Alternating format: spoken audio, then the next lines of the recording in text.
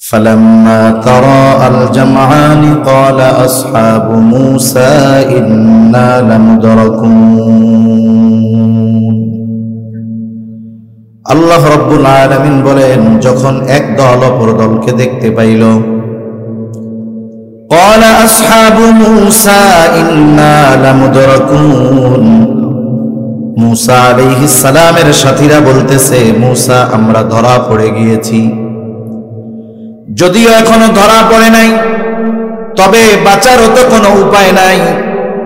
একদিকে ফেরাউন তার সৈন্য সামন্ত নিয়ে ঘিরে ধরেছে, আর একদিকে সমুদ্র।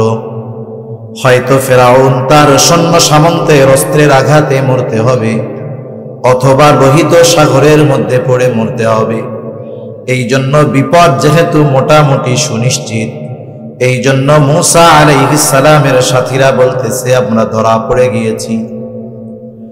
মুসা আলাইহিস সালাতু ওয়াস সালাম তার উম্মতদের সান্ত্বনা দেওয়ার জন্য বক্তব্য দিলেন, কারণ প্রত্যেকটা নবী হলেন তার উম্মতের মূল নেতা। দুনিয়ায় যেই দলের হোক, আমাদের প্রকৃত নেতা হলেন মুহাম্মাদুর রাসূলুল্লাহ। দুনিয়াতে নেতার কাজ কি?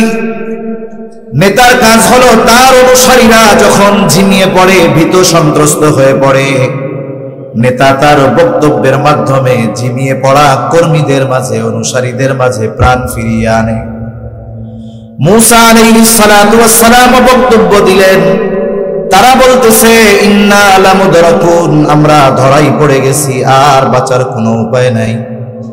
মুসা আলাইহিস সালাম জবাবে বলতেছেন, ক্বালা কাল্লা ইন্না মাইয়া রাব্বী সায়াহদিন। মুসা আলাইহিস সালামের সাথীরা বলে আমরা ধরা পড়ে গিয়েছি। মুসা আলাইহিস সালাম জবাবে প্রথমেই বলেন কাল্লা, কখনোই নয়। তার মানে ফেরাউন আমাদের এখনো ধরতে পারবে না, কোনদিন আমাদেরকে আর সে ধরতে পারবে না। বনি ইসরাইলের অভ্যাস ছিল শব্দে শব্দে প্রশ্ন করা জাতি দ্বারা, কিন্তু মুসা আলাইহিস সালাম এই ছোট্ট বাক্যের মধ্যে বনি ইসরাইলদের অন্তরে আগত অনাগত সম্ভবত সব ধরনের প্রশ্নের জবাব তিনি জানায়া দিলেন। ওরা হয়তো প্রশ্ন করতে পারত, মুসা আপনি কি বলেন? শত্রু এত কাছে, পার হওয়ার জন্য কোনো ব্যবস্থা নাই, আর আপনি বলতেছেন কখনোই ধরা পড়ব না, তাদের সাথে যে যুদ্ধ নাই। মুসা আলাইহিস সালাম কেমন যেন জবাবে বলতেছে, শোনো, ফেরাউনের সাথে যত অস্ত্র থাক, যত লোকবল থাক, আমাদেরকে ধরতে পারবে না। কারণ হলো ইন্না মাইয়া রব্বি, আমার সাথে রব আছে। রব যদি কারো সাথে থাকে, দুনিয়ার সব যদি তার বিপক্ষে চলে যায়, কোনো ভয়ও নাই, চিন্তাও নাই। রাসূল আকরাম সাল্লাল্লাহু আলাইহি ওয়াসাল্লাম হিজরতের সফর শুরু করলেন মক্কা থেকে মদিনা উত্তর দিকে, কিন্তু নবীজি সফর শুরু করলেন দক্ষিণ দিকে কৌশলগত কারণে। কিন্তু মক্কার মুশরিকেরা এতটা চতুর ছিল, এতটা চালাক ছিল, ওরা খুঁজতে খুঁজতে সেই দক্ষিণ দিকে সাওর পর্বতের একেবারে গর্তের কাছে গিয়ে হাজির। আবু বকর সিদ্দিক রাদিয়াল্লাহু তাআলা আনহু বলেন, ওরা আমাদের এত কাছে চলে আসছে, আমি সকলের গলার আওয়াজ শুনতেছি, সবাইকে চিনতেছি। তারা আমাদের খুঁজতেছে, আমাদেরকে পাওয়ার জন্য, দেখার জন্য তাদের বেশি দূরে যাওয়ার কোনো দরকার ছিল না। তারা যদি শুধু তাদের নিজেদের পায়ের দিকে তাকাইতো, আমাকে আর রাসূলুল্লাহ সাল্লাল্লাহু আলাইহি ওয়াসাল্লামকে দেখতে পাইতো। আবু বকর সিদ্দিক রাদিয়াল্লাহু তাআলা আনহু ওই অবস্থায় এতটা ভীত চিন্তিত ছিলেন, ওনার চেহারার মধ্যে ভয়ের ছাপ, চিন্তার ছাপ রাসূলুল্লাহ সাল্লাল্লাহু আলাইহি ওয়াসাল্লাম দেখতে পারলেন। আবু বকর তো খাঁটি আশিকে রাসূল। আবু বকরকে যদি 100 জীবন দেওয়া হতো, 100 জীবন, আর যদি বলা হতো আবু বকর এই 100 জীবন তুমি 100 বার নবীর জন্য কোরবান করবা, কোনো দ্বিধা দ্বন্দ্ব ছাড়া আবু বকর তার এই 100 জীবন নবীর জন্য কোরবান করে দিত। আবু বকর রাদিয়াল্লাহু তাআলা আনহুর চেহারায় চিন্তার ছাপ। রাসূল আকরাম সাল্লাল্লাহু আলাইহি ওয়াসাল্লাম আবু বকর সিদ্দিক রাদিয়াল্লাহু তাআলা আনহুকে সান্ত্বনা দিচ্ছেন, অভয় দিচ্ছেন, অভয়। ওই গর্তের মধ্যে তো দুইজন, দুনিয়ার আর কেউ নাই। কিন্তু ওই দুইজনের মধ্যে যখন কথোপকথন হলো, আলোচনা হলো, দুনিয়ার কোনো মানুষ তাদের দুইজনের কথা শুনে নাই, কিন্তু ওই দুইজনের সকল কথাবার্তা যিনি শুনেছেন তিনি কে? আবু বকর সিদ্দিক রাদিয়াল্লাহু তাআলা আনহুকে আল্লাহ তাআলা কি বলেছেন, আল্লাহ তাআলা সেটা জানায়া দেন। আল্লাহ রাব্বুল আলামিন বলেন, ইয হুমা ফিল গারি ইয ইয়াকুলু লিসাহিবিহি লা তাহজান ইন্নাল্লাহা মা'ানা। নবীজি বলতেছে, ও আবু বকর, তুমি চিন্তা করো না, ভীত হয়ো না। এই গর্তের মধ্যে শুধু তুমি আর আমি দুইজন, এমন নয়। ইন্নাল্লাহা মা'ানা, আমাদের এই দুইজনের সাথে যিনি আছেন তিনি কে? সুতরাং যার সাথে আল্লাহ তাআলা আছে তাদের কোনো ভয় নাই। মুসা আলাইহিস সালাম বলতেছেন, ইন্না মা'ইয়া রাব্বী, ফিরআউন যত শক্তিশালী হোক না কেন, আমার সাথে রব আছে, চিন্তার কোনো কারণ নাই। সায়াহদিন, অচিরেই তিনি আমাকে পথ দেখায়া দিবেন। আল্লাহ তাআলাও পথ দেখায়া দিলেন। আল্লাহ তাআলা বলেন, ফাআওহাইনা ইলা মূসা আন ইদরিব বিআসাকাল বাহর ফানফালাকা ফাকানা কুল্লু ফিরকিন কাদ-দাউদিল আযীম। আল্লাহ রাব্বুল আলামিন বলেন, আমি মূসা আলাইহিস সালামের কাছে প্রত্যাদেশ প্রেরণ করলাম, ওহী পাঠাইলাম। আনিদরিব বিআসাকাল বাহর, আপনি আপনার লাঠিটা দিয়ে সাগরের উপরে আঘাত করেন। মূসা আলাইহিস সালাম জিজ্ঞাসা করলেন না, আল্লাহ কেন মারবো লাঠি দিয়া বাড়ি? আল্লাহ তাআলা আদেশ করেছেন, সাথে সাথে মূসা আলাইহিস সালাম সাগরের মধ্যে লাঠি দিয়া বাড়ি মারলেন। কি হলো? ফানফালাকা, বাড়ি মারার সাথে সাথে সাগর দ্বিখণ্ডিত হয়ে গেল।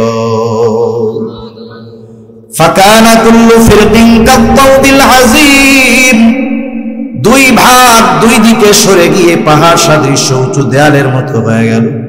সমুদ্রের তলদেশ দিয়ে রাস্তা, 12 গোত্রের জন্য 12টা রাস্তা। আল্লাহ তাআলার নির্দেশ, মুহূর্তের ভিতরে শুকনা ঠনঠনা হয়ে গেছে রাস্তা। বনি ইসরাইলেরা রাস্তা পার হওয়া শুরু করে দিছে।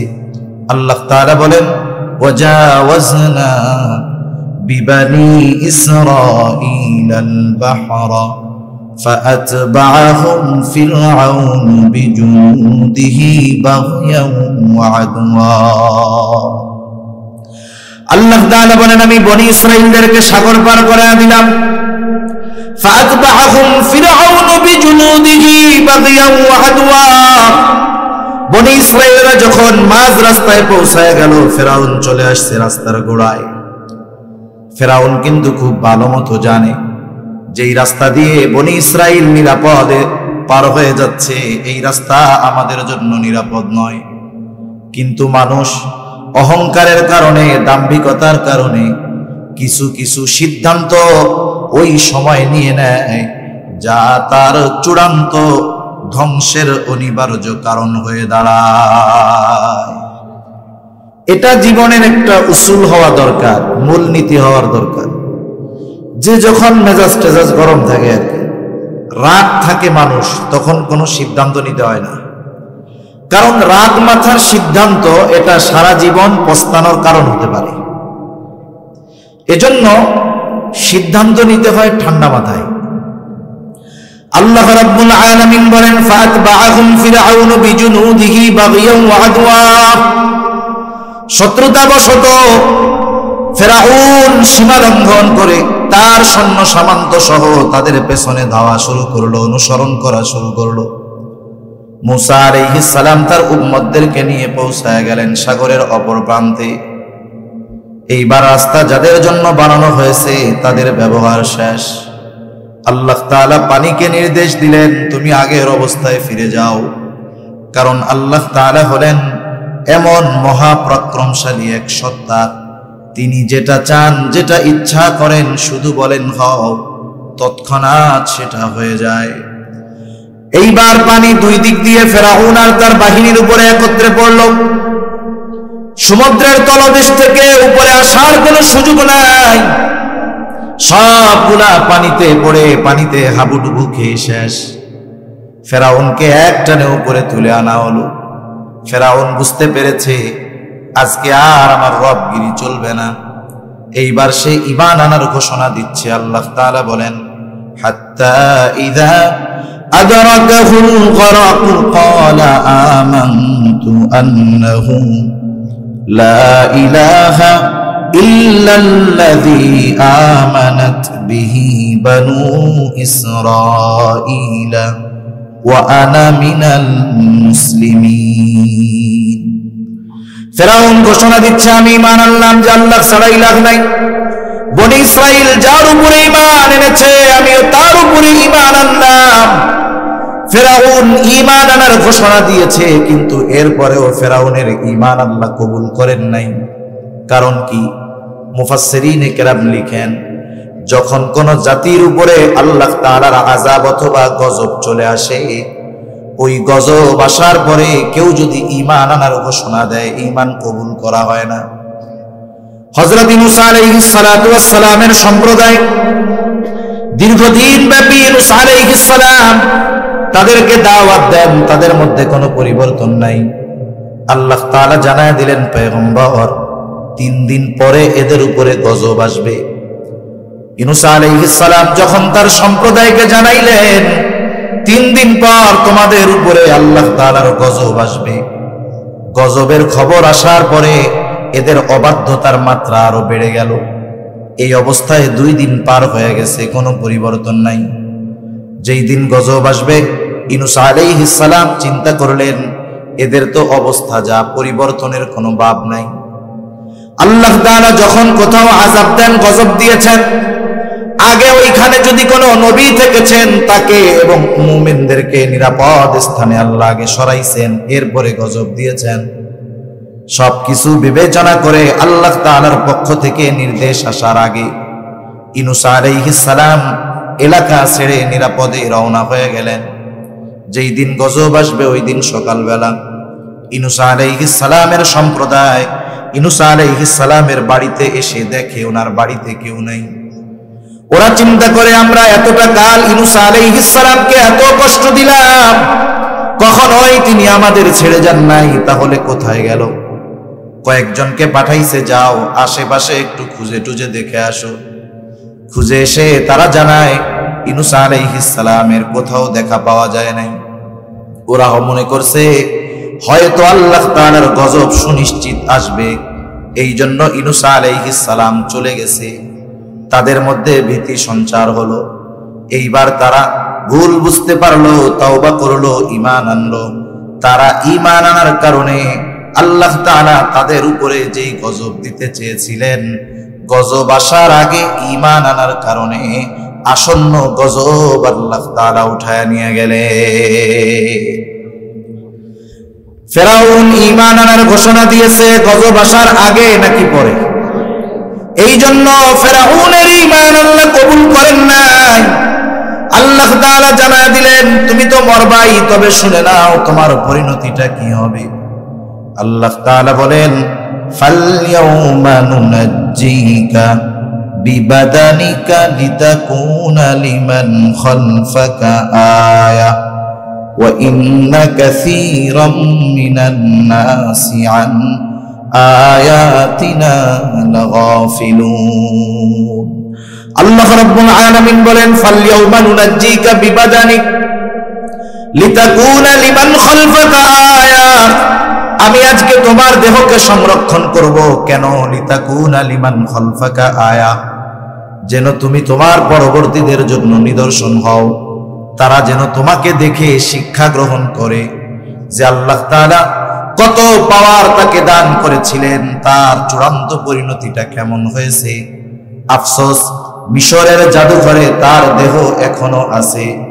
অনেকেই দেখতে যায়, এটা শুধু দর্শক হিসাবে যায়, কিন্তু দেখার পরে যদি ওই দৃশ্য দেখে শিক্ষা গ্রহণ যদি দুনিয়ার মানুষ করত, এই দুনিয়ার কোথাও আর জুলুম নির্যাতন থাকতো না। তো ফেরাউনের এই করুণ পরিণতি মুসা আলাইহিস সালাম এবং তার উম্মতেরা অপর পারে দাঁড়ায় দেখছে। মুসা আলাইহিস সালাতু ওয়াস সালামকে আল্লাহ তাআলা জানায় দিলেন, পয়গম্বর মুসা, আমি তো তাদেরকে জেরুজালেমের ওই দামি জমিনের কর্তৃত্ব ফিরিয়ে দিতে চাই, কিন্তু মানুষের বাস্তব অবস্থা হলো কোন দামি জিনিস যদি বিনা পরিশ্রমে পেয়ে যায়, ওই জিনিসের কদর তারা করে না।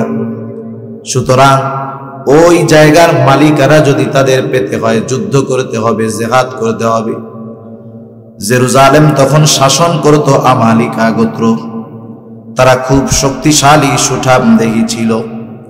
মুসা আলাইহিস সালাতু ওয়াস সালাম 12 গোত্র থেকে 12 জন প্রতিনিধি নির্বাচিত করে পাঠায় দিলেন, যাও জেরুজালেমের অবস্থা একটু পর্যবেক্ষণ করে আসো। ওই 12 জন চলে গেছে জেরুজালেম। জেরুজালেম শহরের দরজা দিয়ে যখন তারা ভেতরে ঢুকছে, আমালিকা গোত্রের একজন বুঝতে পারছে যে এই 12 জন আমাদের এলাকার কোনো লোক না, অপরিচিত লোক। স্বাভাবিক, আমাদের অঞ্চলে যদি আফ্রিকান কোনো লোক আসে, বলেন তো আমরা চিনতে পারবো কি পারবো না? আমালিকা গোত্রের এক একজন মানুষ এতটা শক্তিশালী ছিল, ওই একজন 12 জনকে বেঁধে বাদশার কাছে নিয়ে গেছে। বাদশার কাছে নিয়ে যাওয়ার পরে এদের কি করা যায় বাদশাহ পরামর্শ চাইলেন। বাদশাহ পরামর্শ চাইল, কয়েকজন পরামর্শ দিল বাদশাহ নামদার, এদেরকে আপনি ছেড়ে দেন। কেন ছেড়ে দিব? বলে, এদেরকে যদি আপনি ছেড়ে দেন উপকার হবে। এরা যদি আমাদের এই দেশ আক্রমণ করার কোনো চিন্তা ভাবনা করে থাকে, ওরা তো আমাদের শক্তি সম্পর্কে অবগত হয়ে গেছে। ওরা গিয়ে যখন ওদের সম্প্রদায়ের কাছে আমাদের এই শক্তির ব্যাপারে বলবে, ওই সম্প্রদায় স্বপ্নেও আমাদের বিরুদ্ধে যুদ্ধ করতে রাজি হবে না। এই পরামর্শটা বাদশার কাছে ভালো লাগছে। বাদশা ছেড়ে দিছে 12 জনকে। 12 জন মুসা আলাইহিস সালাতু ওয়াস সালামের কাছে এসে সব খবর জানাইল। বলতেছে, পয়গম্বর, এলাকা ভালো, শহর ভালো, জমিন উর্বর, সব ঠিক আছে, কিন্তু সমস্যা হলো একটা, ওরা এত শক্তিশালী যে একজন আমাদের 12 জনকে বেঁধে ফেলছে। মুসা আলাইহিস সালাম বললেন, শোনো, তোমরা 12 জন তোমাদের গোত্রের কাছে গিয়া জেরুজালেমের যত ফজিলত আছে সব কথা বলবা, কিন্তু ওদের যে এত শক্তি এই কথাটা তাদেরকে বলবা না। 12 জনের মধ্যে 10 জনই তাদের গোত্রের কাছে গিয়া বলছে যে, শোনো, আমাদের যে জেরুজালেমে নিয়ে যাওয়ার কথা বলা হচ্ছে, তাদের বিরুদ্ধে যে আমরা যুদ্ধ করব, তাদের একজনই আমাদের 12 জনকে বেঁধে ফেলছে। এত শক্তিশালী ওরা। যখন এই খবর শুনছে, সবাই দৃঢ় প্রতিজ্ঞাবদ্ধ, আমরা মরে যাব তবু ওদের সাথে যুদ্ধ করব না। 2 জন ছাড়া বাকি 10 জন বলে দিচ্ছে। অথচ আল্লাহ তাআলা জানায় দিয়েছেন, এই যুদ্ধে বনি ইসরাইলেরা শুধু অংশগ্রহণ করবে। ওরা যত শক্তিশালী হোক না কেন, ওদের বিরুদ্ধে আল্লাহ তাআলা বনি ইসরাইলদেরকে সুনিশ্চিত বিজয় দান করবে। অবস্থা যখন এই মুসা আলাইহিস সালাতু ওয়াস সালাম তার সম্প্রদায়ের কাছে গেলেন, তাদেরকে বোঝানোর জন্য, বলার জন্য, কি বললেন গিয়া মুসা আলাইহিস সালাম?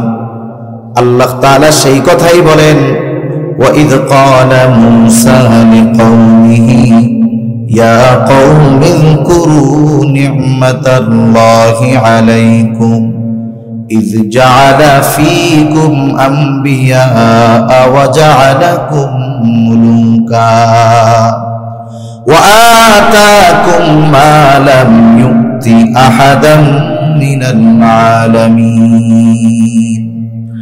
মুসা আলাইহিস সালাতু ওয়াস সালাম গিয়ে তার সম্প্রদায়কে বলতেছে, ইয়া কওমি যকুরু নি'মাতাল্লাহি আলাইকুম, হে আমার সম্প্রদায়, তোমরা ওই সমস্ত নেয়ামতের কথা স্মরণ করো যেগুলো আল্লাহ তাআলা তোমাদের দিয়েছে।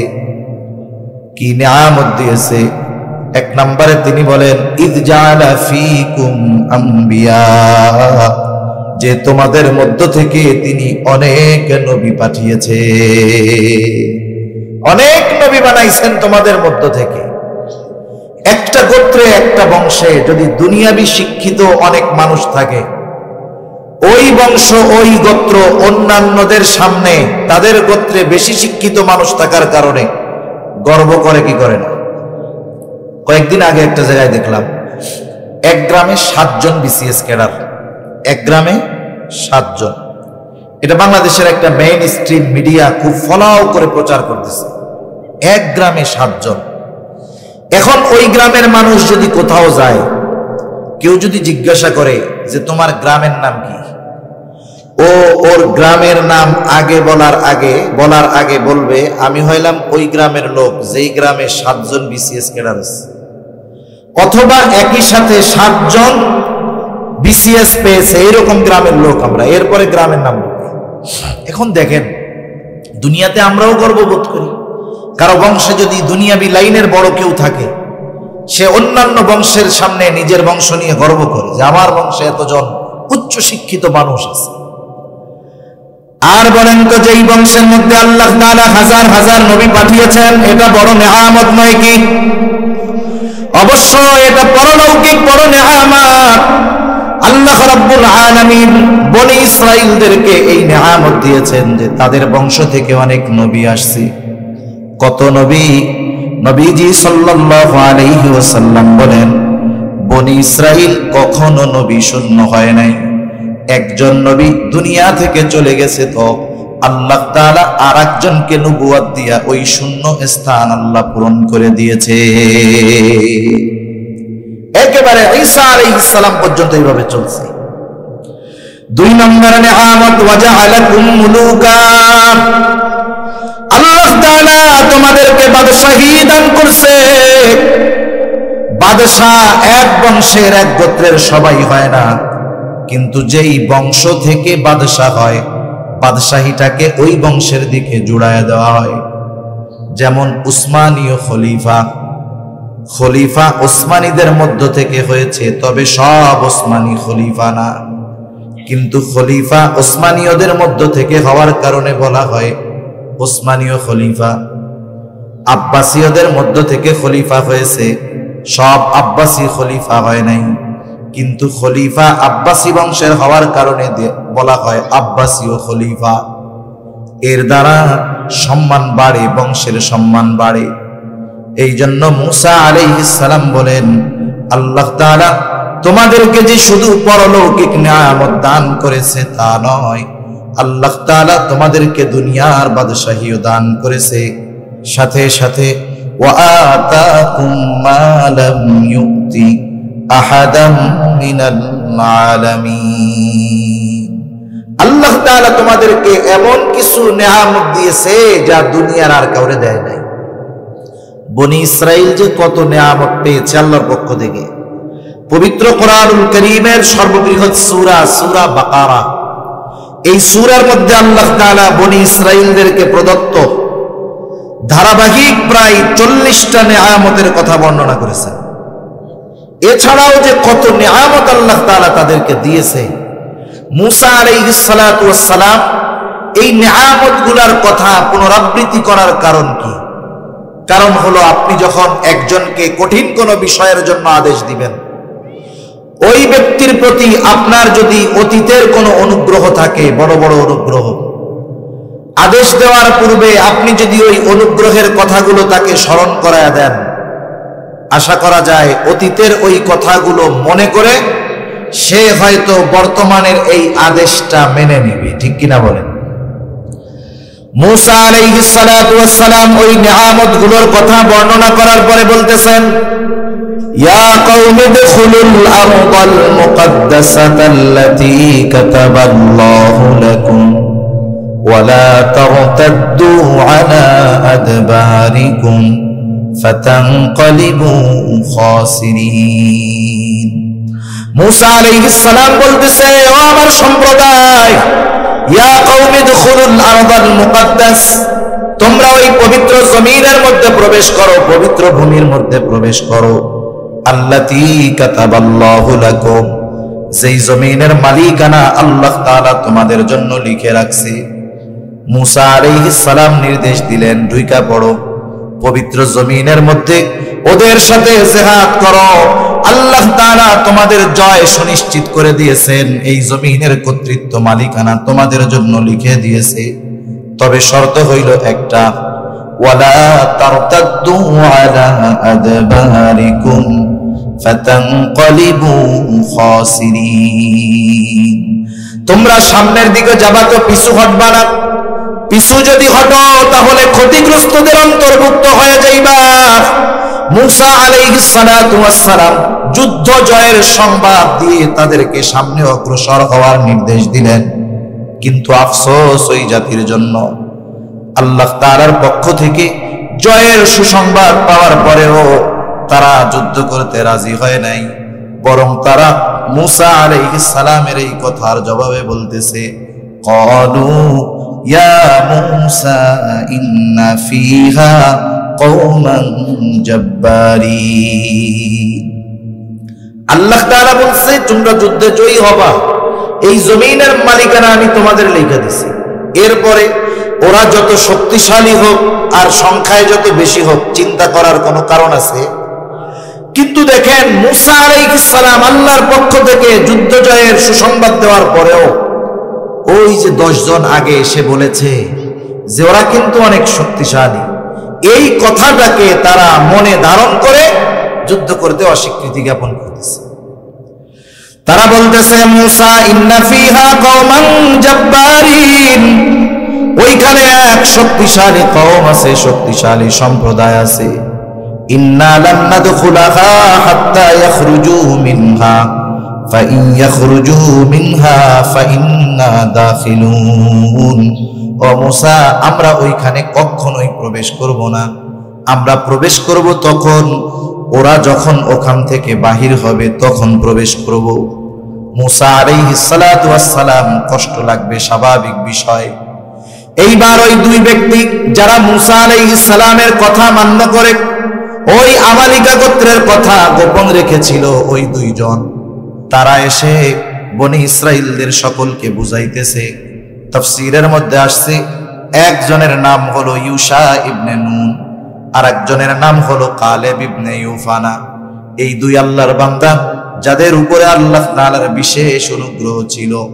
আল্লাহ তাআলা বলেন, ক্বালা রাজুলানি মিনাল্লাযীনা ইয়াখাফুনা আন'আমাল্লাহু আলাইহিম আদখুলু আলাইহিমুল বাব ফাইযা দাখালতুমুহু ফাইন্নাকুম গালিবুন ওয়া আলাল্লাহি ফাতাওয়াক্কালু ইন কুনতুম মুমিনিন। ওই দুইজন তাদেরকে বুঝাইতেছে, তোমরা শুধু শহরের নিকট দরজা দিয়ে প্রবেশ করো। ফাইদা দাখালতুমুহু ফাইন্নাকুম গালিবুন, তোমরা শুধু দরজা দিয়ে ঢুকবা, তোমাদেরকে ওদের উপরে বিজয়ী করে দিবেন কে? আরো জোরে বলেন নাকি? আরে তোমরা না মুমিন, তোমাদের ভয় কিসের? ওয়া আলাল্লাহি ফাতাওয়াক্কালু ইন কুনতুম মুমিনিন, তোমরা যদি মুমিন হও তাহলে আল্লাহর উপরে ভরসা করে শহরে প্রবেশ করো, তোমরাই জয়ী হইবা। মানুষের খাসলাত হইল কেমন? মনে করেন ছোট বাচ্চা, বাচ্চার মা বাচ্চাকে বারবার বলতেছে, আব্বু খাও খাও খাও। বাচ্চাদের অভ্যাস হইল, একে আপনি যত সাধবেন ও তত বাঁকা হবে। আপনি বারবার বলতেছেন, ও খায় না। এইবার বাচ্চার বাবা বলতেছে, দেখি আমি একটু ট্রাই করি। এইবার বাচ্চার বাবাও বলতেছে, আব্বু খাও খাও খাও। বাচ্চা মনে মনে কি বলে জানেন? আরে আমার মা আমারে বুঝাইয়া পারলো না, আব্বা আপনি বুঝাইয়া খাওয়াই ফেলবেন আমারে, এত সহজ। বনি ইসরাইলের অবস্থা হলো, আমাদের নবী বুঝাইয়া পারলো না, আর তোমরা দুইজন কোত্থেকে আসছো? তোমরা আমাদের বুঝাইয়া যুদ্ধে পাঠাবা, এটা তো অসম্ভব। এবারের জবাব আরো কঠোর। বনি ইসরাইল এবার বলতেছে, ক্বালু ইয়া মূসা ইন্না লান নাদখুলাহা হাত্তা ইয়াখরুজু মিনহা ফাইন ইয়াখরুজু মিনহা ফাইন্না দাখিলুন। আগে তো বলছেই যে তারা যদি ওইখান থেকে বাহির না হয় আমরা ওইখানে প্রবেশ করব না। এইবার ওই দুই ব্যক্তি বলার পরে তারা বলতেছে, ক্বালু ইয়া মূসা ইন্না লান নাদখুলাহা আবাদাম মা দামু ফিহা ফাযহাব আনতা ওয়া রাব্বুকা ফাকাতিলা ইন্না হাহুনা কাঈদুন। তারা বলতেছে, মূসা আমরা ওইখানে কখনোই প্রবেশ করব না যতক্ষণ তারা ওইখানে আছে। আবাদাম মা দামু ফিহা, ওইখানে তারা যতক্ষণ আছে যা কিছু বলো না কেন প্রবেশ করব না। আমরা তো যুদ্ধ করতে পারবো না, যদি ওরা বাহির হয় তাইলে আমরা যাব, তবে যদি যুদ্ধ কইরাই বাহির করতে হয় তাইলে শুইনা নাও। ফাযহাব আনতা ওয়া রাব্বুকা ফাকাতিলা, তুমি আর তোমার রব গিয়ে তাদের সাথে যুদ্ধ করো।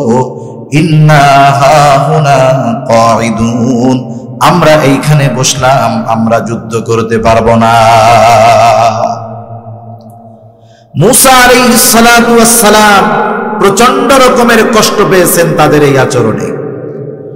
অধিকাংশ মুফাসসিরিনে কেরাম এই আয়াতের ব্যাখ্যায় রাসূল আকরাম সাল্লাল্লাহু আলাইহি ওয়াসাল্লামের সাথীদের কথা আনছেন, সাহাবায়ে কেরামের কথা আনছেন এই জায়গায়, যে মূসা আলাইহিস সালাম আল্লাহ তাআলার পক্ষ থেকে যুদ্ধ জয়ের সুসংবাদ প্রাপ্ত হয়ে তাদের জানিয়েছেন যুদ্ধ করো, জয়ী তোমরাই হইবা। অথচ এর পরেও, জয়ের সুসংবাদ পাওয়ার পরেও এরা যুদ্ধ করতে রাজি হয় নাই। অথচ সাহাবায়ে কেরাম বদরের যুদ্ধে, এই যুদ্ধের পটভূমি বেশ লম্বা।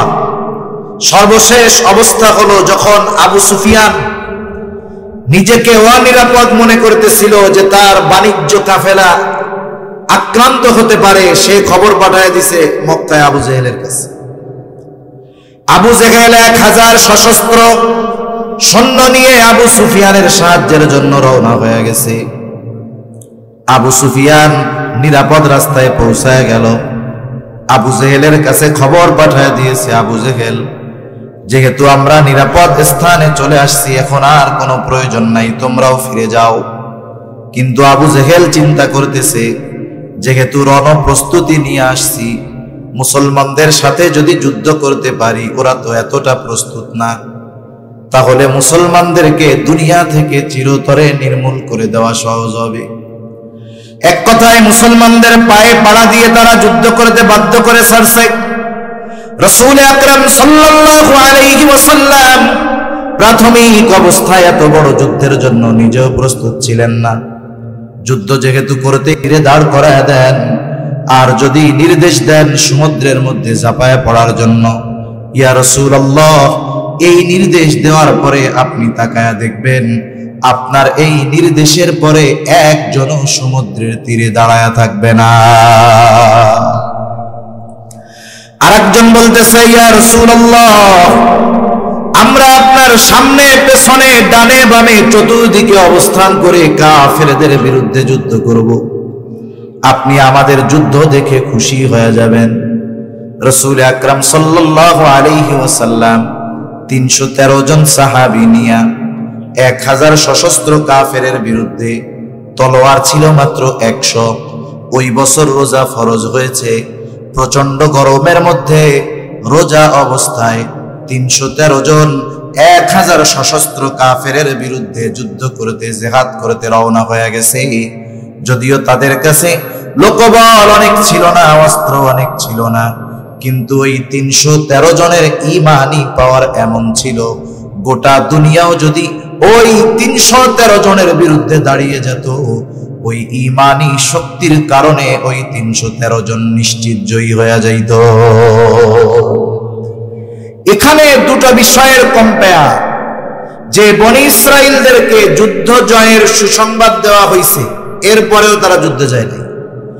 আর এখানে মুসলমানেরা জানে যে তাদের সংখ্যা আমাদের চাইতে বেশি, সাথে সাথে অস্ত্রের দিক দিয়েও তারা আমাদের চাইতে অনেক এগিয়ে। এরপরেও তারা রাসূল আকরাম সাল্লাল্লাহু আলাইহি ওয়াসাল্লামের যুদ্ধের পরামর্শ যখন চাইছে, যুদ্ধ করার পক্ষে মত দিয়েছে এবং জীবন বাজি রেখে তারা যুদ্ধ করেছে। এজন্যই তো আল্লাহ রাব্বুল আলামিন তাওরাত ইনজিলের মধ্যে রাসূলুল্লাহ সাল্লাল্লাহু আলাইহি ওয়াসাল্লামের সাথীদের প্রশংসা করেছেন। শুধু তাই না, আল্লাহ রাব্বুল আলামিন স্বয়ং নিজে বলেন রাদিয়াল্লাহু আনহুম ওয়া রাদু আন, আল্লাহ তাআলাও তাদের উপরে সন্তুষ্ট, তারাও আল্লাহর উপরে সন্তুষ্ট। বনি ইসরাইলীদের এই আচরণে মুসা আলাইহিস সালাম কষ্ট পাইলেন। এইখানে বনি ইসরাইলীদের কয়েকটা আচরণের কথা উল্লেখ করা যায়।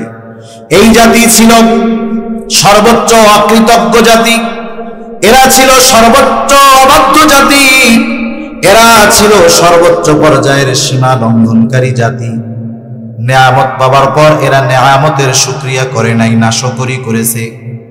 আল্লাহ এবং রাসূলের আইন অমান্য করেছে, আদেশ অমান্য করেছে। অমান্য করেই তারা বসে থেকেছে তা নয়, বরং আল্লাহ এবং তার নবী মুসা আলাইহিস সালামকে নিজেরা যুদ্ধে না গিয়ে তাদেরকে যুদ্ধে যাওয়ার কথা বলে সর্বোচ্চ সীমা লঙ্ঘন করেছে। এছাড়াও অনেকগুলো কারণ আছে, যেই কারণগুলোর জন্য এরা অভিশপ্ত। এরা আল্লাহ রাব্বুল আলামিনের ব্যাপারে অপবাদ দিয়েছে যে আল্লাহর হাত ছোট হয়ে গেছে।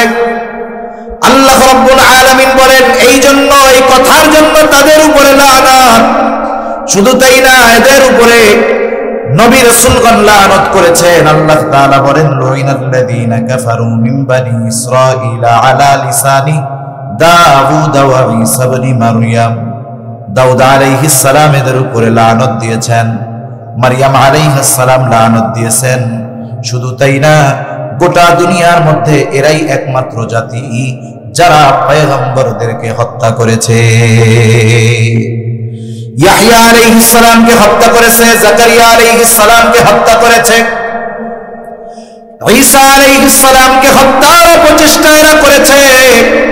শুধু তাই না, মারইয়াম আলাইহিস সালামকে এরা অপবাদ দিয়েছে। আমার আপনার নবী মুহাম্মাদুর রাসূলুল্লাহ সাল্লাল্লাহু আলাইহি ওয়াসাল্লামকে এরা 3 বার হত্যার অপচেষ্টা করেছে। এরা এমন এক জাতি, এদের উপরে তো আল্লাহ তাআলার লানাত। এবার আল্লাহ রাব্বুল আলামিন মুসা আলাইহিস সালাম আল্লাহ তাআলার কাছে দোয়া করতেছে, কত কষ্ট। মুসা আলাইহিস সালাম বলতেছে ক্বালা রাব্বি ইন্নী লা আমলিকু ইল্লা নাফসি ওয়া আখি ফাফরুক বাইনানা ওয়া বাইনাল কওমিল ফাসিকিন। মুসা আলাইহিস সালাম বলেন, ও আমার রব, ইন্নী লা আমলিকু ইল্লা নাফসি ওয়া আখি, আমি আমার নিজের উপর আর আমার ভাইয়ের উপর, ওই দুইজনও এই সাথে শামিল, এরা ছাড়া আর কারো উপরে আমার নিয়ন্ত্রণ নাই। এরা আমার কথা মানে না, শোনে না। আয় আল্লাহ, ফাফরুক বাইনানা ওয়া বাইনাল কওমিল ফাসিকিন, আপনি এই পাপীদের থেকে আমাকে পৃথক করে দেন, আলাদা করে দেন। আল্লাহ রাব্বুল আলামিন মুসা আলাইহিস সালামকে সান্ত্বনা দিলেন। 1 নাম্বার জানাইলেন, আপনি এদের আচরণে কষ্ট পাবেন না। ফালা তাসা আলাল কওমিল ফাসিকিন, এই ফাসিকদের আচরণে আপনি কষ্ট পাবেন না। সাথে সাথে আল্লাহ তাআলা জানায় দিলেন, ক্বালা ফাইন্নাহা মুহাররামাতুন আলাইহিম 40 সানা ইয়াতিহুনা ফিল আরদ। আল্লাহ তাআলা বলেন, এই জমিন তাদের জন্য 40 বছর নিষিদ্ধ করে দেওয়া হলো। বনি ইসরাইলেরা তখন তিহ প্রান্তরে অবস্থান করতেছিল। ওরা বলতেছে যে আমরা আর তোমার সাথে থাকবো না, আমরা মিশরে চলে যাব। মুফাসসিরিনে কেরাম বলেন, প্রতিদিন সকাল বেলায় তারা সকলে দলবদ্ধভাবে মিশরের দিকে হাঁটা শুরু করত। পথ চলতে চলতে চলতে সকাল থেকে সন্ধ্যা পর্যন্ত পথ চলার পর তারা সন্ধ্যা নামতো যখন, তখন খেয়াল করে দেখত সকালে যেখান থেকে হাঁটা শুরু করেছে সারাদিন হেঁটে আবার সেই জায়গায় এসে উপস্থিত। এভাবে 1-2 দিন না, আল্লাহ তাআলা তাদেরকে 40 বছর সারাদিন হাঁটাইছে। কত বছর? 40 বছর তারা সারাদিন হাঁটছে। এর মধ্যে মুসা হারুন আলাইহিস সালাম দুনিয়া থেকে চলে গেছে। আল্লাহ তাআলা ইউশা ইবনে নুনকে নবুয়তি দিয়েছেন। তার নেতৃত্বে বনি ইসরাইলীদের পরবর্তী প্রজন্ম আমালিকা গোত্রের সাথে যুদ্ধ করছে এবং আল্লাহ তাআলা তাদেরকে বিজয় দান করেছে। পুনরায় বনি ইসরায়েলীদেরকে আল্লাহ তাআলা জেরুজালেমের কর্তৃত্ব প্রদান করেছে।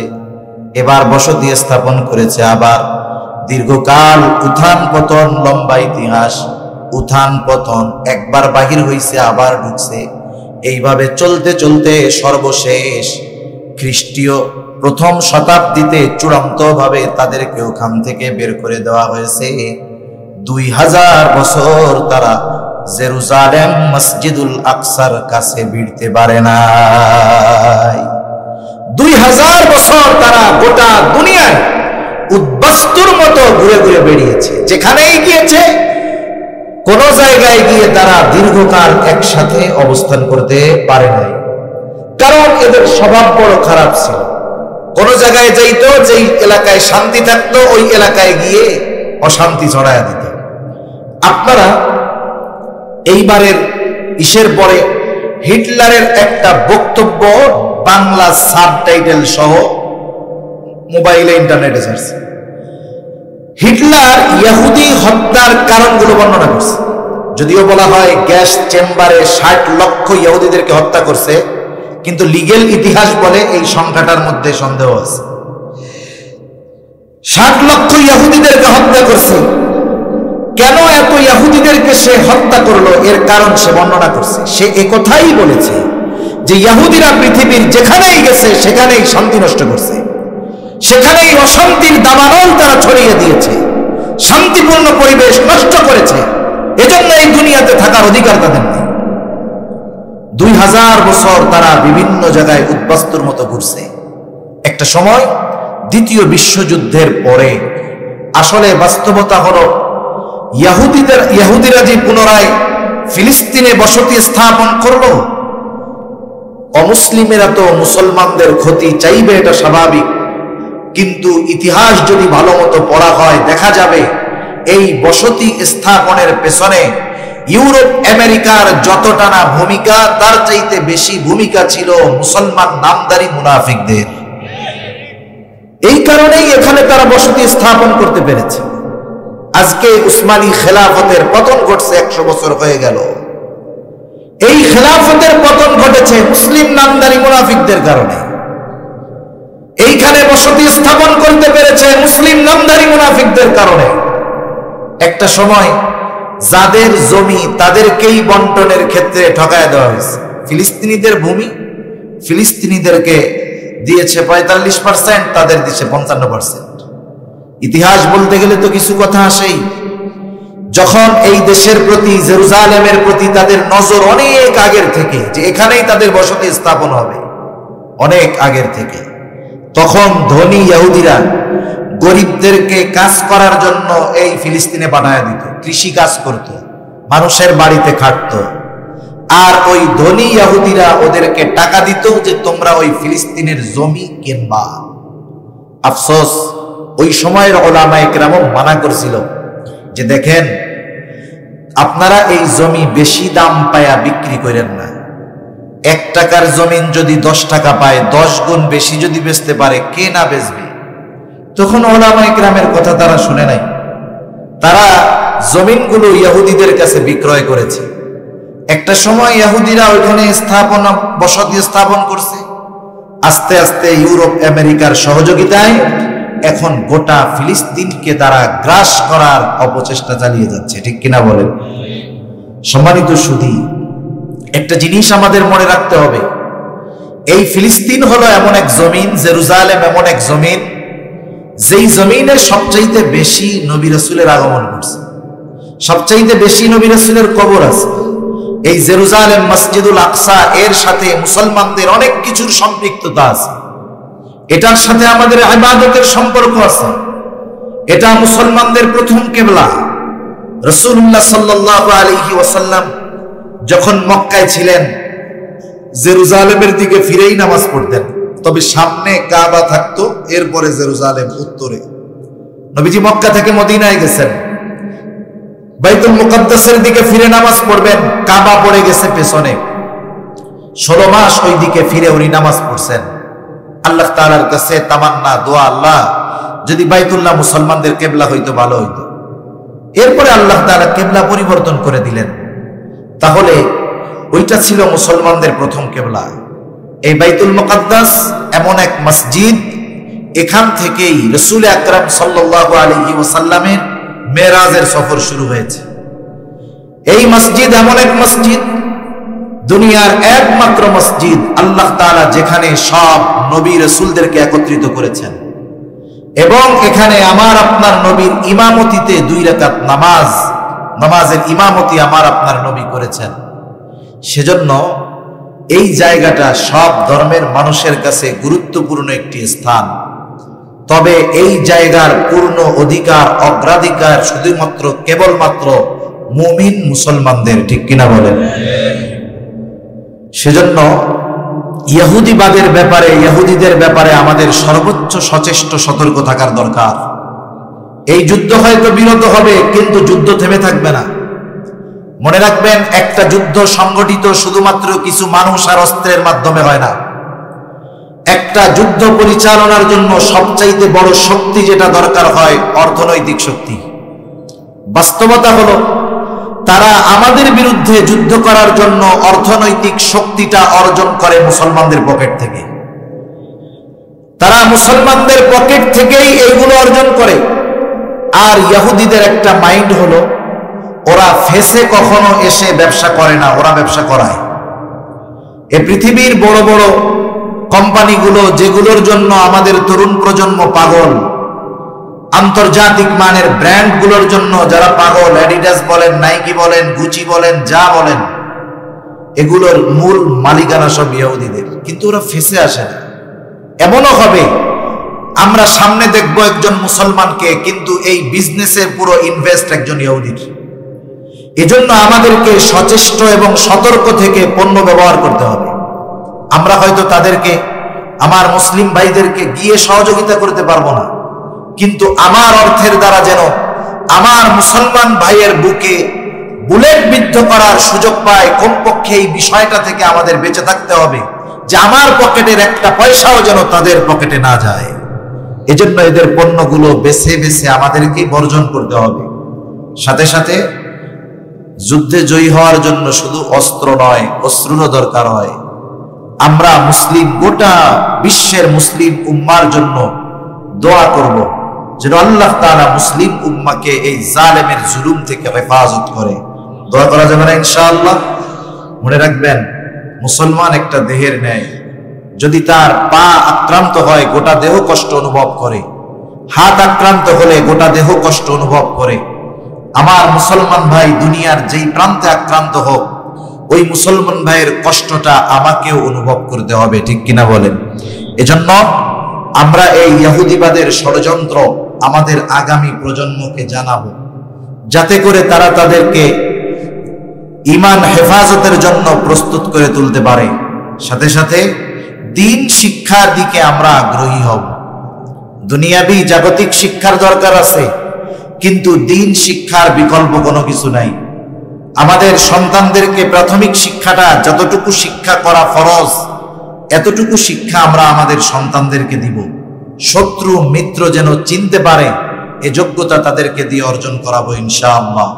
যদি আপনি আপনার অধীনস্থ সন্তানদেরকে এই শিক্ষা না দেন, হক বুঝার, বাতিল বুঝার শিক্ষা যদি না দেন, তাহলে কিয়ামতের দিন এরা হয়তো আমার আপনার বিরুদ্ধে আল্লাহর আদালতে অভিযোগ দায়ের করে বসবে। সেজন্য আল্লাহ সুবহানাহু ওয়া তাআলা আমাদের সবাইকে কথাগুলো বুঝবার এবং হৃদয় দিয়ে অনুধাবন করার তৌফিক আল্লাহ দান করুন। সকলে বলি আমিন। ওয়া আখিরু দাওয়ানা আনিল হামদুলিল্লাহি রাব্বিল আলামিন। আসসালামু আলাইকুম ওয়া রাহমাতুল্লাহি ওয়া বারাকাতুহু।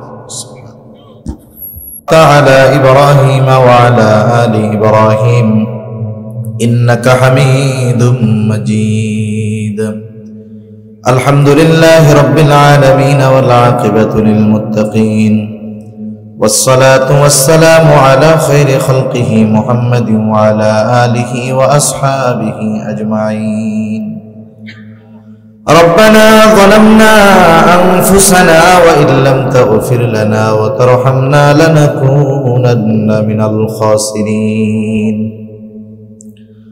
ربنا آتنا في الدنيا حسنة وفي الآخرة حسنة وقنا عذاب النار ربنا لا تزغ قلوبنا بعد إذ هديتنا وهب لنا من لدنك رحمة إنك أنت الوهاب দয়াময় আল্লাহ, গভীর রাত পর্যন্ত দিনই আলোচনা করার পরে গুনাহ মাখা হাত আমরা তুলে ধরেছি। আয় আল্লাহ, রাত যত গভীর হয় দুনিয়ার মানুষের দরজাগুলো বন্ধ হয়ে যায়, আর রাত যত গভীর হয় আপনার রহমতের দুয়ার তত উন্মোচিত হয়। আয় আল্লাহ, আমরা গুনাহগার, আপনি গফফার, আপনি আপনার গফুর গফফার রহিম রহমান নামের উসিলায় যে যেখান থেকে হাত উঁচু করেছি আমাদের সকলের বিগত জীবনের সকল ধরনের গুনাহগুলো আপনি মাফ করে দেন। আয় আল্লাহ, আমাদের আত্মীয় স্বজন যে যেখানে আছে মাফ করে দেন আল্লাহ। যারা দুনিয়া ছেড়ে চলে গেছে তাদের মাফ করে কবরগুলো জান্নাতের টুকরো আপনি বানায়া দেন। আয় আল্লাহ, খাস করে আজকের এই মাহফিল আপনি কবুল আর মঞ্জুর করে নেন। আয় আল্লাহ, ঢাকা শিক্ষা বোর্ড স্টাফ কোয়ার্টারবাসী এই আয়োজন করেছে আল্লাহ, তাদেরকেও আপনি কবুল আর মঞ্জুর করেন। খাস করে মাহফিল কামিয়াবির জন্য যারা অর্থ দিয়ে, শ্রম দিয়ে, সময় দিয়ে, সৎ পরামর্শ দিয়ে, শত ব্যস্ততাকে উপেক্ষা করে সময় দিয়ে বসে থেকে আল্লাহ মাহফিল কামিয়াবির জন্য সহযোগিতা করেছে, সকলের সকল ধরনের সাহায্য সহযোগিতা আপনি কবুল আর মঞ্জুর করে নেন ইয়া রাব্বাল আলামিন। কে কোন আশায় সহযোগিতা করেছে আপনার জানতে বাকি নাই। সকলের মনের নেক চাওয়া, নেক আশা আল্লাহ আপনি কবুল করে নেন। মাহফিলকে এলাকার হেদায়েতের জরিয়া বানায় দেন। আয় আল্লাহ, খাস করে মাওলা যা কিছু আলোচনা হয়েছে প্রয়োজনীয় কথাগুলো স্মরণে রাখার তৌফিক দিয়ে দেন। আমলের কথাগুলো আমলে পরিণত করার তৌফিক দেন। অপ্রয়োজনীয় কথাগুলো জেহেন থেকে আল্লাহ আপনি মুছে দেন ইয়া রাব্বাল আলামিন। খাস করে যারা অসুস্থ আছে সুস্থতা দান করেন আল্লাহ ইয়া রাব্বাল আলামিন। যারা অভাবে আছে অভাব দূর করে দেন। যারা ঋণগ্রস্ত আছে ঋণ পরিশোধ করার তৌফিক আল্লাহ আপনি দিয়ে দেন। হারাম হালাল বেঁচে চলার তৌফিক দেন। হালাল রুজি অন্বেষণের তৌফিক আল্লাহ আপনি দিয়ে দেন। যারা বেকার আছে উত্তম হালাল কর্মসংস্থানের ব্যবস্থা আল্লাহ আপনি করে দেন। আয় আল্লাহ, আমাদের আয়ের ভিতরে বরকত দেন। বরকতময় প্রশস্ত রিজিক আল্লাহ আপনি দিয়ে দেন। হারাম থেকে বেঁচে থাকার তৌফিক আল্লাহ আপনি দেন ইয়া রাব্বাল আলামিন। আমাদের স্ত্রী সন্তান আমাদের জন্য চক্ষু শীতলকারী হিসাবে কবুল করে নেন। আয় আল্লাহ, আমরা যারা হাত উঁচু করেছি আমাদের মধ্যে হয়তো অনেকের মা নাই, অনেকের হয়তো বাবা নাই। মা বাবা কত বড় নেয়ামত, যারা নাই সে বোঝে মা বাবা কত বড় নেয়ামত। আয় আল্লাহ, দুনিয়ার অপর প্রান্তে আমেরিকার খবর মুহূর্তের ভিতরে পাওয়া যায়, দেখা যায়। 3 হাত মাটির নিচে মহব্বতের মা বাবার কবরের খবর জানাও যায় না, দেখাও যায় না। আয় আল্লাহ, গুনার কারণে যদি কারো মা বাবার কবরে আযাব হয়, আমাদের মধ্যে যাকে পছন্দ, যারা আমল পছন্দ, তারা আমলের ওসিলায় ওই মা বাবার কবরের আযাব আল্লাহ আপনি মাফ করে দেন। কবরগুলো জান্নাতের টুকরো বানায় দেন। কিয়ামতের দিন ডান হাতে আমলনামা দিয়ে হিসাব সহজ করে জান্নাতের ব্যবস্থা আপনি করে দিয়েন। আল্লাহ, যাদের মা বাবা বেঁচে আছে সুস্থ দীর্ঘ নেক হায়াত আল্লাহ আপনি দিয়ে দেন ইয়া রাব্বাল আলামিন।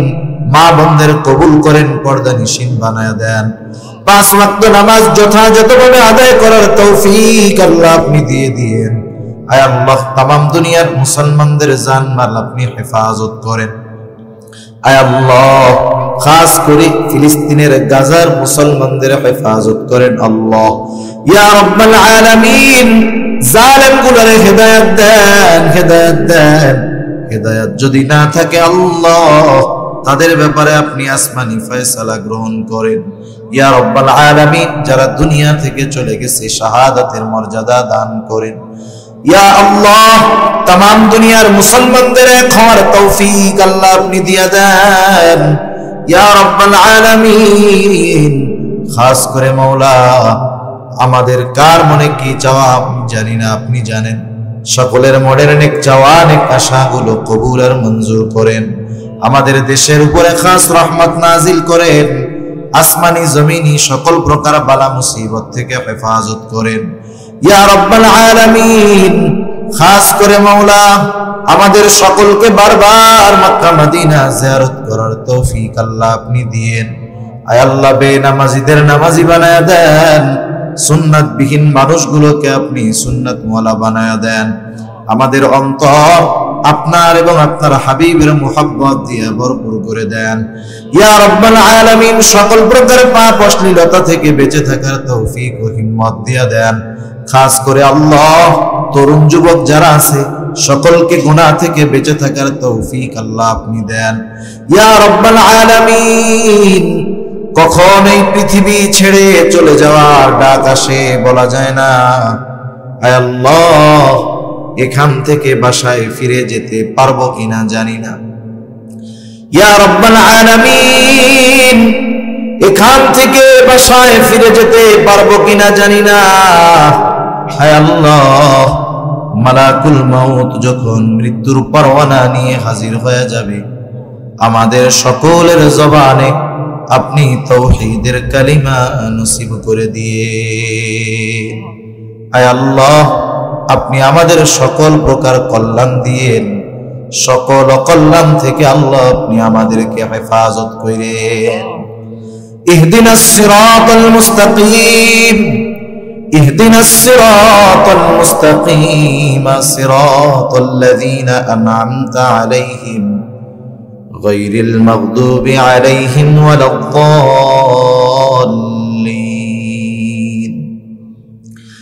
اللهم إنا نعوذ بك من الهم والحزن والعجز والكسل والجبن والبخل وضلع الدين وغلبة الرجال. رب اجعلني مقيم الصلاة ومن ذريتي ربنا وتقبل دعاء. ربنا اغفر لي ولوالدي وللمؤمنين يوم يقوم الحساب.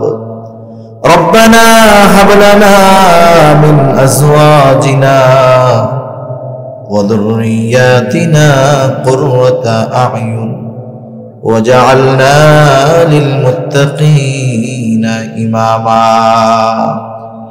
رب ارحمهما كما ربياني صغيرا. رب ارحمهما كما ربياني صغيرا. وصلى الله تعالى على خير خلقه محمد وعلى آله وأصحابه أجمعين. آمين برحمتك يا أرحم الراحمين. سبحانك اللهم وبحمدك أشهد أن لا